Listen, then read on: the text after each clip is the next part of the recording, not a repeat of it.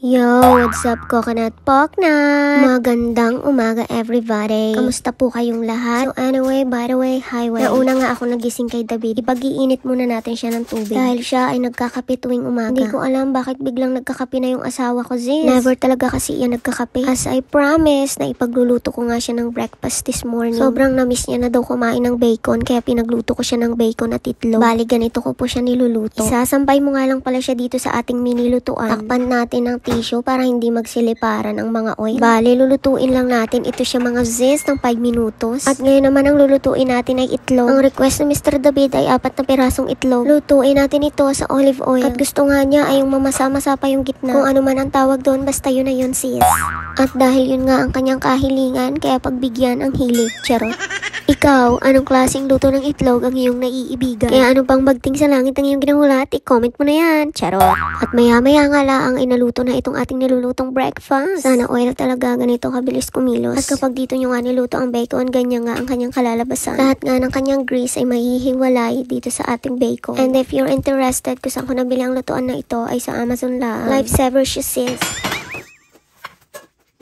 At dahil luto na rin ang ating itlog, ilagay na natin ang lahat ng ito sa plato upang sa ganun ay ma-serve na natin sa ating boss. At makapagsimula na rin siyang kumain ng kanyang breakfast. At habang tayo naman ay magluluto na rin ng kanin. Ay bigas pala kasi hilaw pa yan. Bali 1 cup nga lang palang aking niluluto everyday. Dahil sapagkat subalit aking napagtanto na ako'y jumujubis na mga sestor.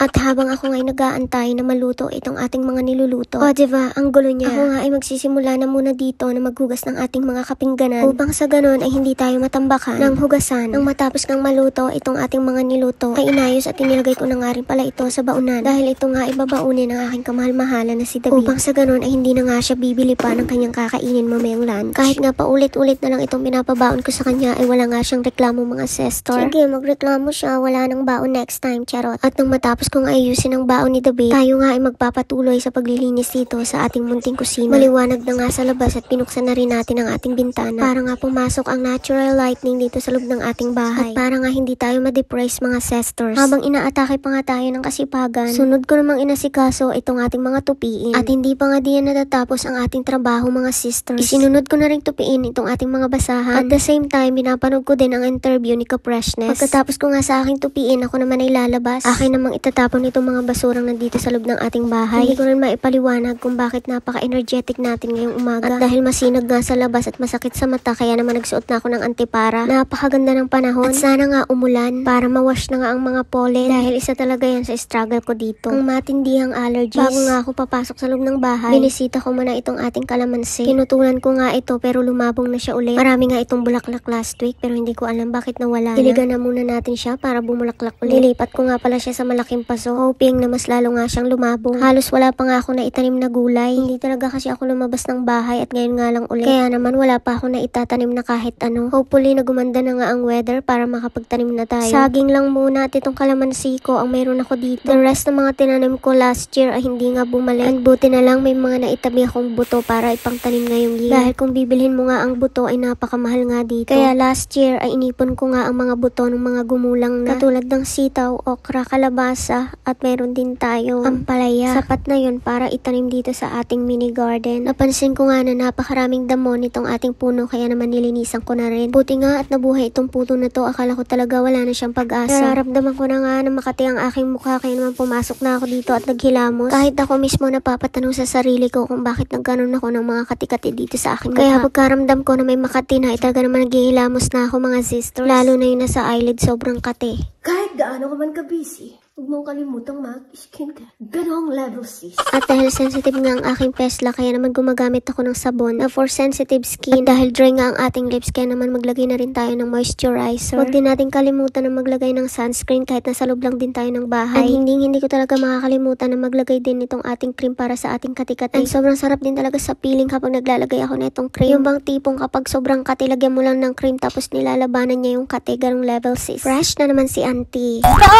What's up, Coconut at Poknat! Kamusta mas kinamus mga sisters? So tapos na tayo sa ating agenda for today's kaganapan guys. So pwede na tayong mag-Korean movie. Sarap sa piling ng malinis ang bahay, sa totoo lang talaga. Ganito din ba kayo guys? Nakapagtanghali na kayo nag-start maglinis ng bahay? Nakakatamad na, 'di ba? Dahil ako guys, sinisipag ako kapag maaga ako nag-start maglinis dito sa loob ng aming bahay. At maaga ko rin siya natatapos. Kaya minsan, the rest of my day, I spend my time with God. And then, I spend my time watching Korean movie. And I spend my time learning how to drive. Mag-aral for driving. Dahil kailangan ko ng student driver license. At dahil tapos na ang goal ko sa dual citizenship, ngayon naman ang goal ko this year is for driving. Isa-isa lang dahil, you know naman, mahirap pagsabay-sabayin ang mga bagay-bagay. Dahil hindi kaya talaga ng ating utok guys. So you all have a nice day and happy Tuesday. Ang bilis talaga ng panahon, no? Tuesday na naman! Oh my G. Hindi mo talaga akalain na 2026 na naman